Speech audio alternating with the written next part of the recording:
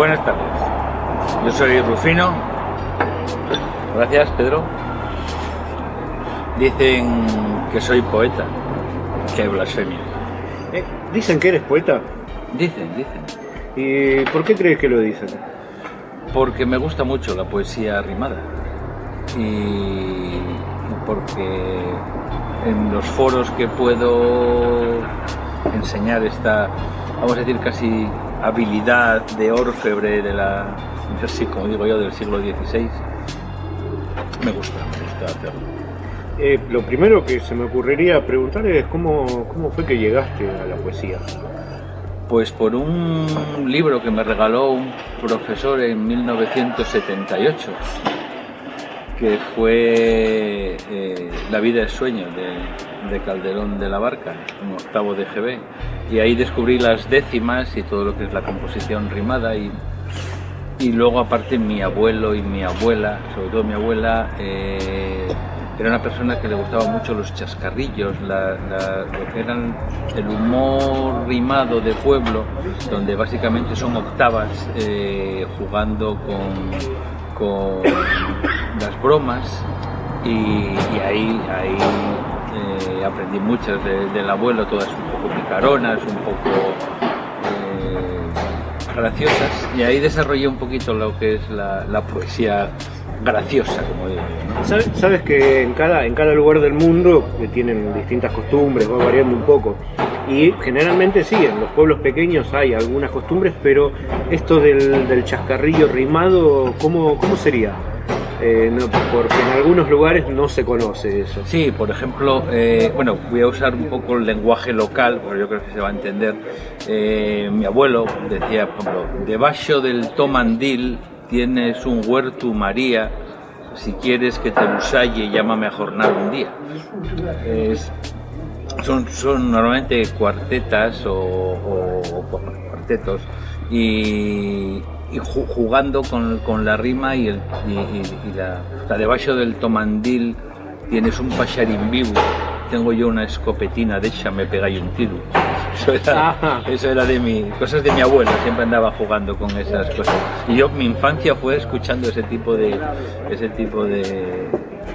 recitar, un poco parecido al que puede ser, salvando todas las distancias posibles, a lo que puede ser la poesía de Larralde, que también es en octosílabos, aunque son más largos, mucho más, pero como una décima, 10 décimas, por ejemplo, sí, que se utiliza herencia de un hijo gaucho, pues imagínate.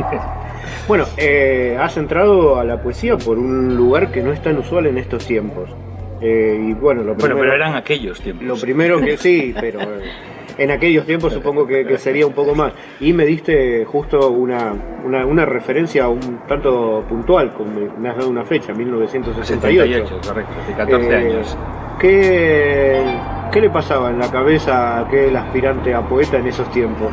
¿Qué recuerdas? Nada, usaba la poesía básicamente yo creo que para intentar ligar, ¿no? Para intentar ligar esos pequeños poemas de amor que le hacías a aquella chica que pasaba de ti, porque la única habilidad que tenías era escribir poemas y cosas por el estilo, pero que bueno, nunca dieron resultado en absoluto. De aquella no dieron resultado. Luego vas a dar. Bueno, luego hubo sus cosillas. Sí. Bien. Te decía que es un camino poco usual porque, bueno, generalmente la poesía rimada con métrica en estos tiempos no goza de las mayores publicidades y no es un territorio muy frecuentado. ¿Cómo te ves tú en ese caso frente a los distintos estilos que no son justamente ese que hoy se utilizan? Claro, yo la verdad es que esto de estar aquí, vamos a decir, y que alguien se refiere a mí como poeta, me parece, bueno, como digo en algún poema, muchas entre comillas mío, lo considero casi como una pequeña blasfemia, ¿no? Es decir, yo llegué a la poesía más para hacer cosas graciosas, para demostrar cierta habilidad, es decir, básicamente mis poemas o eran graciosos o eran ingeniosos. O sea, no había poemas que de sentimiento profundo, ¿no? O sea, eran siempre buscando, porque estás muy atado, cuando estás atado por métrica y ritmo, es muy difícil luego comunicar algo que trascienda. Quizás con el tiempo y con la práctica y con los años he llegado a hacer cosas que dices tú, bueno, pues sí he conseguido, aparte de rimar, conseguir lo que quería, que era trascender, comunicar, pero es un tipo de poesía en el que no me siento cómodo. Yo me siento muy cómodo con el chascarrillo, con lo que Borges llamaba el retruécano, algo así. Sí, o sea, a mí siempre dije, bueno, yo soy químico de profesión y cómico de vocación. Es decir, a mí me gusta eso, el provocar en la gente, el arrancar una sonrisa en la gente, más que un pensamiento, una sonrisa, o sea, que se lo pase bien y que diga, joder, qué gracioso es este. O sea, me apasionó contar chistes toda mi vida y una forma de contar chistes, o sea, yo en los que llamo poemas graciosos, básicamente muchos de ellos son monólogos chistes, pequeños chistes en verso.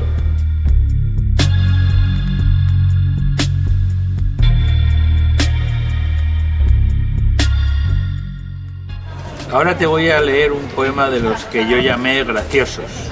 Se titula Lo saben aquel del ciego.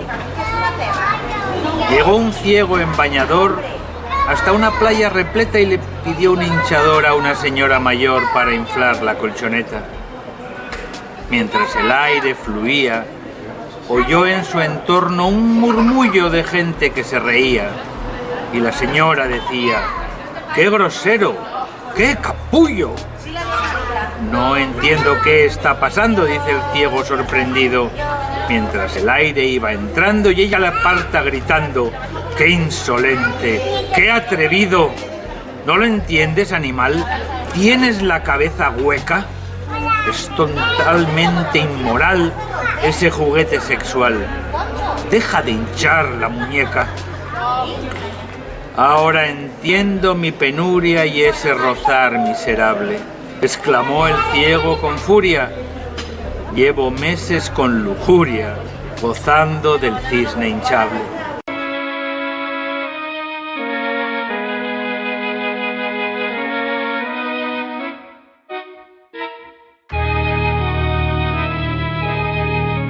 Dentro del universo de cosas que inspiran a un poeta, al leerte a ti, ¿qué encuentras como fuente de inspiración?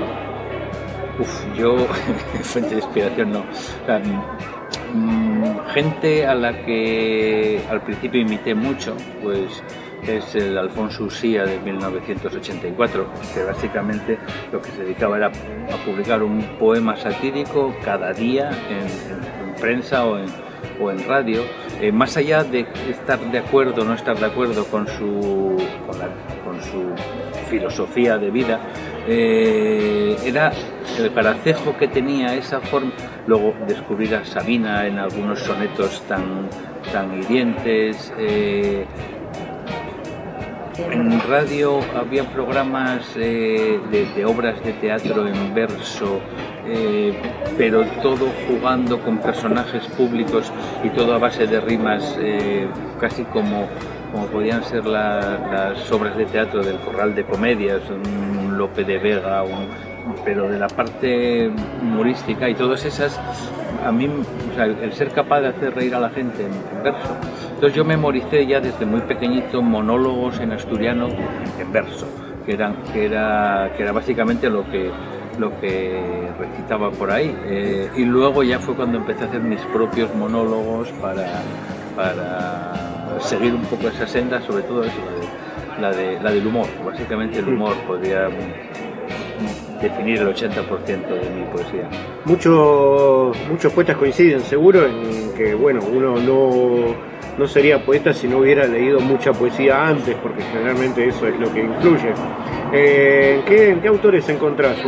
Has nombrado a varios autores clásicos, a excepción de Sabina, que recién lo nombraste como más cercano, pero has nombrado muchos clásicos. ¿Qué otros autores encuentras como esas perlitas que son tus influencias? A ver, suena al lugar común, pero básicamente, bueno, alguien me va a matar por herejía, pero básicamente se ha dejado de escribir buena poesía desde finales del 19. O sea, yo me quedo pues con un Espronceda, me quedo con un Quevedo, me quedo con un Góngora, me quedo con gente que básicamente se comunica con métrica y ritmo. Bueno, evidentemente principio del siglo XX y más adelante hay muchísima gente así, pero ahora que has nombrado esos dos, te hago la pregunta del millón: ¿Quevedo o Góngora? Los dos, o sea, a Góngora está por descubrir. Góngora parece el malo de la película, pero está por descubrir. Es una auténtica maravilla esa capacidad que tiene de sátira, incluso a veces superior al propio Quevedo. Hombre, si te hago eso por uno, me quedo con Quevedo, pero Góngora lo reivindico porque está por descubrir. Generalmente hay algún poema, algún verso, un pequeño renglón que se nos queda grabado de por vida cuando lo leemos y que lo usamos mucho y lo citamos. ¿Tú tienes alguno de esos renglones favoritos? Bastantes, sobre todo evidentemente de la vida de sueño, ¿no? de Calderón de la Barca. Bueno, te estaba pidiendo uno justamente. Ay, mísero de mí, ay, infelices, apurar, cielos, pretendo ya que me tratáis así. ¿Qué delito cometí contra vosotros naciendo? Aunque si nací ya entiendo qué delito he cometido. Bastante causa ha tenido vuestra justicia y rigor, pues el delito mayor del hombre es haber nacido. Una décima preciosa. Espectacular. Dime, ¿has pasado por ese proceso que debe pasar cada escritor de publicar? No. ¿Y cómo difundes? A eso vamos. Yo me difundo básicamente a través de blog o de mi página de Facebook. Acabaré publicando, pero tengo un prurito, como se decía, publicar, porque para mí esa palabra hay que manejarla con mayúsculas. Entonces, quizás, o sea, la primera vez quieres que sea todo tan perfecto. Cosas tengo, están ahí, están clasificadas, están ya casi, podría decirse que podría ver la luz en breve, que no va a ser, pero siempre necesitas quiero, y cada semana que pasa quito uno y pongo otro. Coño, qué bueno que escribí esta semana. Y entonces es algo inacabado, es como el propio poema. O sea, ¿Eres exigente con el tema de la corrección? ¿Te cuesta poner el punto final? No hay, o sea, como decía Paul Valéry, los poemas no se terminan, se abandonan. Siempre que vuelves a un poema, siempre encuentras algo que corregir, siempre. Y sí, lo que diga que no miente. Oliverio Girondo solía decir que encerraba los poemas en un cajón hasta que salían por el ojo de la cerradura, salían interrogantes. Era su manera de pensar el tema este. No, esa parte, vamos a ver, esa está muy bien, sobre todo yo creo que casi todos los poemas,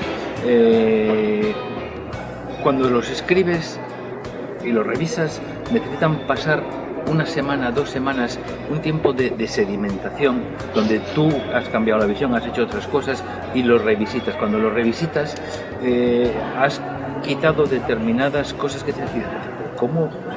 Y ahí, en esas series de revisitaciones se van mejorando. Cada vez cambias menos cosas, evidentemente, y hay un momento que tienes que decir, venga, tú sales ya a la luz.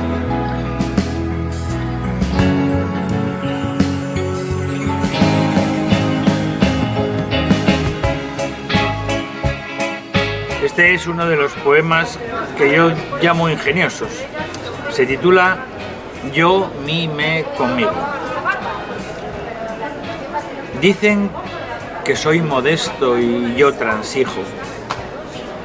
Dicen que soy humilde y yo les dejo. Dicen que soy agudo y yo perplejo. Dicen que soy burlón, que regocijo. Dicen que soy sencillo y que amasijo. Dicen que soy sincero y yo pendejo. Dicen que sé alabar y despellejo, que no tengo doblez y yo escondrijo. Sé que soy el mejor y no me encojo. Si la gente se prenda con mi influjo, camparé a mis anchas y a mi antojo. Vendiéndome a mí mismo soy un brujo y me halago y adulo sin sonrojo. Tenerme por amigo es todo un lujo.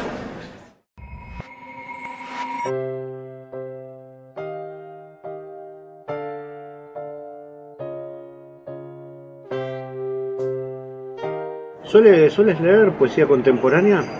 Poco, realmente poco, porque ahora mismo por la dinámica laboral que tengo, la cantidad de cosas que me apetece y que quiero hacer, o sea, al final tienes que elegir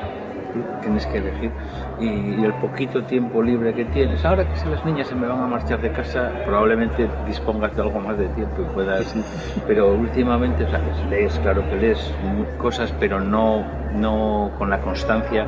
Siempre digo, cuando me jubile, todo lo que tengo para leer cuando me jubile. Bueno, ahí del otro lado de la cámara quizás hay una persona, ya sea en algún lugar de Asturias o en algún lugar de Sudamérica, que te ve y dice, oye, es algo particular, me gusta esto de la métrica, la rima, ¿a dónde puedo ir para leerlo? A mi página de Facebook, Rufino García Álvarez, con eso ya aparezco directamente, y luego gente que quiera leer cosas métrica y le apetezca escribir algo, les recomiendo que visite una página que se llama Al Abrazo del Soneto. Pida ser miembro, le admitiremos, y ahí todo, absolutamente todo, y todos los días se publican cosas en métrica, rima, jugamos con retos para obligarnos a escribir algo todos los días, bueno, cada 2 días, sin nadie te pone la pistola en el pecho, pero es una forma de ser un poco repentista, de estar ahí encima de ella. Luego, ese poema que presentaste a un reto, puedes recuperarlo, darle una vuelta, transformarlo y te quedan poemas decentes. Bueno, y finalmente te he visto participar organizando varios eventos que incluían poesía, aquí al menos en esta parte de Asturias, que es la ciudad de Avilés. ¿Qué sensación te queda cada vez que participas de ciclos de poesía contemporánea? Esa pregunta tiene cierta trampa, ¿no? Cierta maldad, lo admito. Cierta maldad, bien. Bueno, pues aquí donde estamos haciendo la entrevista, en el Lord Byron, en el 2012, nos juntamos un grupo de gente con ciertas inquietudes y decidimos empezar a organizar cosas. Aquí hemos hecho timbas poéticas, iniciamos el Poetry Slam de Asturias aquí, y en ningún momento hubo ningún tipo de sesgo, aunque yo venía de la poesía medida. Todo el mundo era bien recibido, todo el mundo te dirá que ha podido recitar y he visto recitar y he valorado. Otra cosa es que me guste más o menos. A mí ahora mismo en lo que es lo que se llama esta poesía, vamos a decir, moderna, parece más, hay mucha prosa poética más que poesía, pero también tiene su cabida, tiene su sitio. Entonces, bueno, tampoco vamos a dogmatizar y a decir que no tiene todo. En principio todo tiene cabida y luego es el público el que inteligentemente, con sus gustos, porque la poesía en los bares, la que llamo yo la poesía tabernaria, es diferente. Aquí nos pasó una vez recitando uno que casi fue campeón, el Premio Nacional de Poesía, con un poema,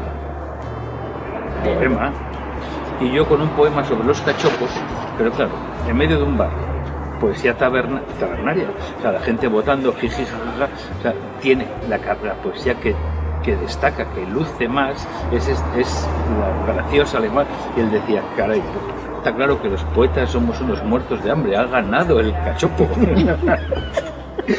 Muy bien, bueno, entonces para finalizar una pregunta que es un poco un amuleto mío, que me gusta preguntarle a cada poeta, ¿qué es para usted la poesía? Una vía de desahogo. Es donde aquello que no puedo hacer en el día a día, pues igual como padre, como marido o como trabajador, sino es un campo en el que estoy yo con mi papel y en el que sirve para la creatividad, para dar cierto sentido al día a día muchas veces. Muchísimas gracias por acompañarnos. Gracias a ti, Catri, un placer.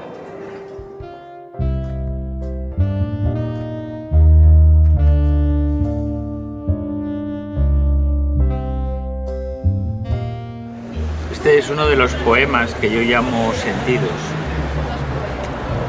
Se titula Gracias, Padre. Son unas liras que le dediqué el día que falleció. Te recuerdo de pequeño, tan duro como una veta de antracita, recio, minero, norteño que pica, cava y sujeta dinamita. Crecí rápido hasta mozo, estudié, luego me fui, me casé.